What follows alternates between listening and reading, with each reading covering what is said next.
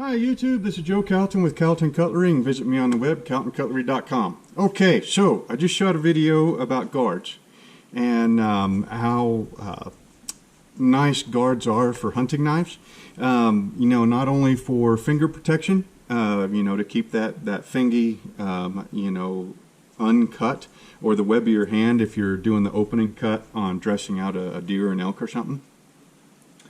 But one of the greatest things about guards is what they allow you to do with your sheath, okay? If you have a knife with a guard, okay, you can base your sheath around that guard and make a sheath that is that will last you a long, long time, okay? This right here is my old hunting knife. This is my new one. New as in, I think I built this like 3 or 4 years ago, something like that. But this is my old one. And the reason that I want to, talk about my old one is because this knife and I have got a lot of time together, okay? I mean, this was probably my hunting knife for about 7 years or so. And not only my hunting knife for 7 years, but also my hunting knife for the 7 years that I was, raising up a family and going through an awful lot of meat, so I was hunting an awful lot. The reason this knife right here looks so pretty is because I only have maybe a half a dozen or 10 animals with this knife, which really isn't a whole lot. I mean, there were years that I did that with this knife just in that 1 year. So this knife and I have had an awful long history together. And the thing about it is that this sheath, now granted it's broke in now, but after, like I said, about 7 years worth of hunting with this thing, like I said, it's just broke in. It is a long ways from being, worn out. And one of the biggest reasons for that is that guard and how I designed the sheath. So, we're going to talk about some other sheaths, and then we're going to come back and we're going to talk about this sheath in relation to the other ones, and that way you can kind of see why I build the sheaths the way I do. Here's a knife that everybody knows, right? This is the infamous K-bar, right? Tons and tons and tons of guys have used this knife and this sheath, right? Now, most of them, this knife right here, most of them I think would agree with some of the stuff that I'm about to tell you. Now, as far as production sheaths go, this is by far not the worst that I've ever seen. Okay, there's some really good things about it, but there's some problems with it also. This knife right here, honestly, I never really used it a whole lot.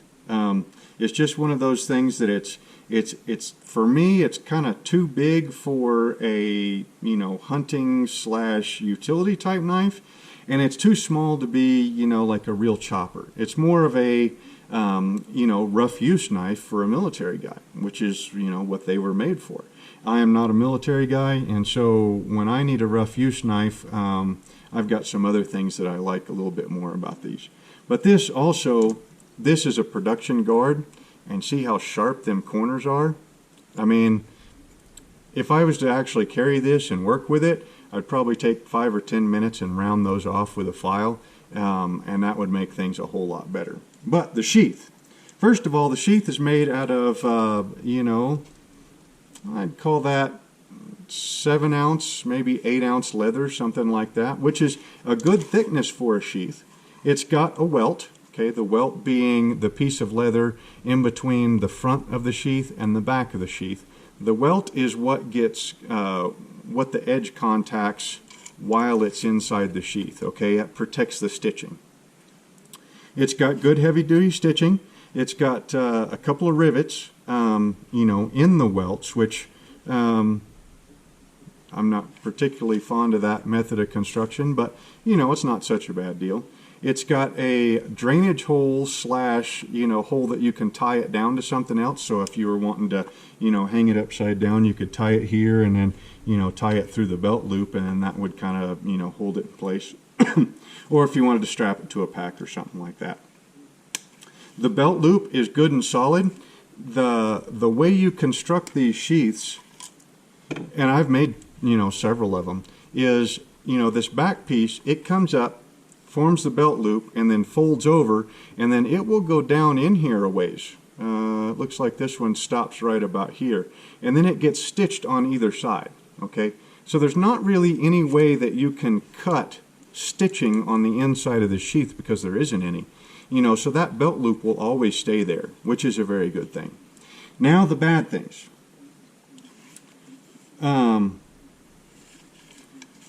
The straps, okay? You don't know how many times I've seen somebody walking around with their knife unstrapped, okay? That thing will, you know, the snap comes undone, or, you know, somebody puts it together and they hit it and they think that it got snapped, but it didn't, and now they're walking around, you know, with their knife unstrapped. With a fall or, you know, a branch picking it up, you know, it's fairly easy to lose your knife, you know, if the strap is undone. The way that this is, this doesn't have, it's not offset, okay? So when you go to pull that knife, you can kind of see it's always wanting to cut through the side of the mouth instead of on the welt. The welt can take the cutting, the side of the sheath cannot, okay? So a lot of times you'll see these knives have got a cut right down the side of them like that. Those are kind of the big deals that I don't like about these sheaths.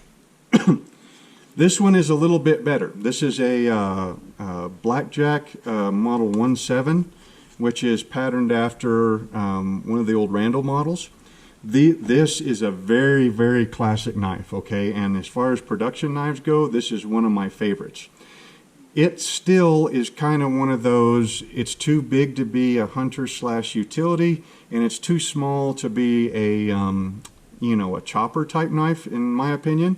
And it's the leather washers for me and like serious hard use knives, for me, they're not strong enough, okay?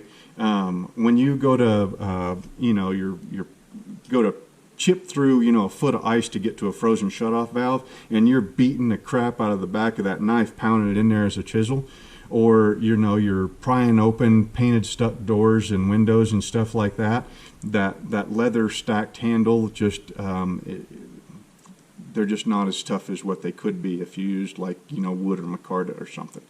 But very classic knife, very high end as far as I'm concerned for production knives. That sheath is quite a bit better than the K-bar sheath. First of all, the leather is about twice as thick, okay? You've got the same method of construction where the belt loop comes up and then it goes down and then it gets stitched.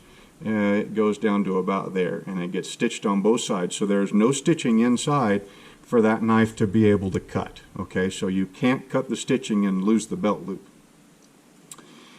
This knife right here is formed quite a bit better, okay? So when you go to pull that knife out, it's wanting to cut more along that welt, and the welt can take that cutting, whereas the side of the sheath cannot. So it's not perfect, but it's a lot better than the K-bar, okay?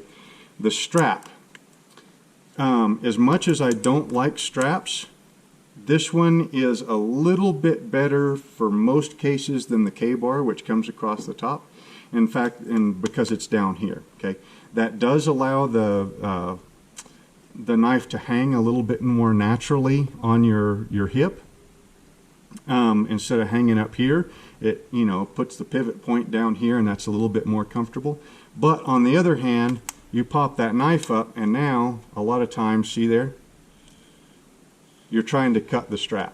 And this one, you can see, even though I haven't really used it as hard, there's a whole bunch of little nicks in there, okay, which is just a matter of time before you cut that to failure. But other than that, you know, this is a, you know, for this class of sheath, you know, it's really not a bad sheath. Now here, this is an old Charade and Walden. It's kind of the same deal as the K-bar one, you know, only it's, I don't know, it's actually about the same deal as the K-bar one, even though it's, you know, bent around and not, you know, pancaked. Now, sheaths like this. And on the last video, I just made you a drawing. I didn't realize I'd made a new pattern, okay? So this one right here, I was all getting ready to stitch it up, and then I found a flaw in the, I don't know how on earth I didn't see that when I was cutting the leather out, but it happens.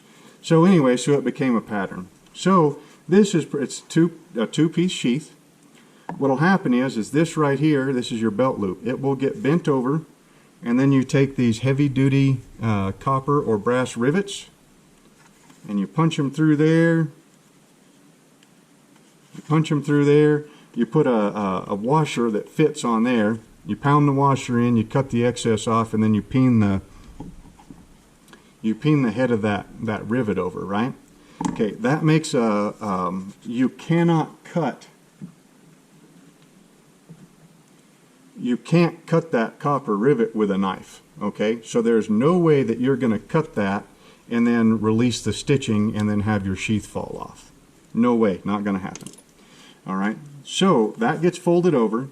This welt, which I usually make them, I get my leather by the whole side, you know, so it's a half a cow worth of leather. And it's usually, you know, anywhere from 8 ounces to, you know, maybe 11 ounces, something like that. And so that welt goes on the side there, and it's made out of pretty thick leather. And then this gets come over the top. Now, of course, you barge cement it, you know, the welt, and then you stitch the whole bottom of it, right? So it makes a very, very tough sheath. But that welt, this right here is the cam. The cam is right here, this kind of little rise right here. That's the cam that guard rises up over, and that's what locks the knife in place, is that little cam there. This part right here, now I can't see what I'm doing, so I'm just, you know, feeling around here. This right here is the face of the I guess you'd call it the face of the welt, the guard face, whatever. That is what stops that knife from being pushed deeper into the sheath, okay? So once that knife, I mean, once this is all put together and sandwiched, that this face will kind of stick up in the middle. And so when that guard hits it, the only way for that knife to go to, for it to cut its way through the end of the sheath, is for all that leather to fail. And that's not going to happen. It's just not. I mean, I suppose if you were to put it in a press or something like that, you know, maybe, but I really just, I mean, there's no normal way that would ever happen, okay? Now, since that guard is, you know, that's the foundation of your sheath.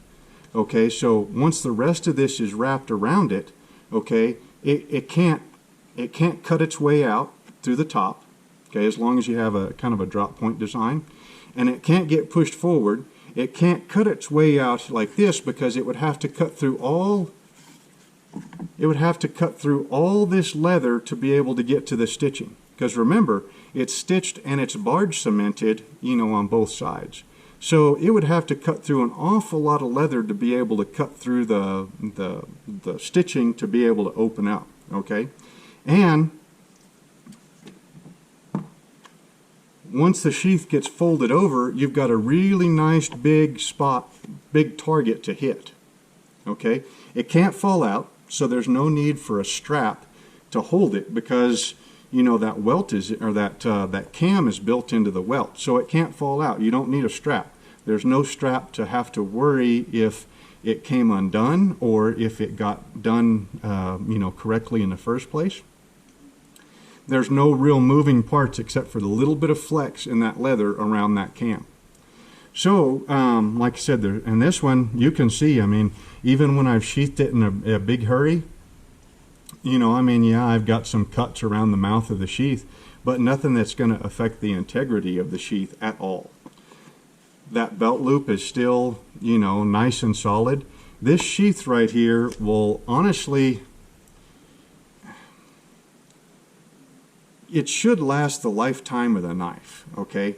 And a hunting knife like this, in a sheath like this, as long as you don't lose the thing, as in put it down somewhere and forget to pick it back up, you know, a knife like this will last most of us our entire hunting career. If not, you know, into our kids or, you know, grandkids or somebody. And that's what you can expect out of a well-designed sheath like this. It's got no extra straps. It's got a really good welt. It's got a cam built in there for the guard to attach to. It's got your copper rivets for your belt loop instead of stitching. You'll see knives all the time that have got stitching, that stitch the belt loop to the back of the sheath. So imagine this was stitching, right? Now imagine if you were in a hurry. I'm going to hold this because I can't see around me. Let's say you were in a hurry, and instead of putting the knife straight into the sheath, let's say you caught it at an angle. Look what that point's doing. Yeah, now it's not likely to happen. You might hunt a lifetime and never do that. But on the one case that you might, you'll cut that, right? And the thing is if you cut that, it's in a place that you can't see that it's cut. Because this is on your hip and this is up against your side. So if that's in a bad place, it could get cut and work its way loose, and then the belt loop comes undone and your knife gets, falling off, 2 miles away from the truck, and you'll never even know where it happened until you go to reach for your knife and it's not there. So anyway, like I said, here it is. Well-designed sheath for a knife that's got a guard. Has got a belt loop that you can't cut through. Okay, has got a really strong welt. Okay, that's got a cam built into it for knives with guards. It's got a nice wide open mouth. This right here, that's one of those deals that if you want it, let me know and I'll cut the sheath for it. But the reason you bring this down is so you can slap the point of the knife, catch the edge of the sheath, and when it comes in, it hits that, you're into the hole, and then you can put it in. That way you can sheath your knife without looking at it. Me personally, I typically just choke up on it, put my index finger there, bring it up, and then go in. And so it really doesn't matter all that much to me whether it's got that little scoop out of it or not. So yeah, so that is sheaths for knives with guards. Yeah, and how to design one that will last pretty much the lifetime of the knife or the hunting career of the guy that's carrying the thing. So again, this is Joe Calton with Calton Cutlery, and visit me on the web, caltoncutlery.com. Hope you enjoyed the video, and we will see you next time.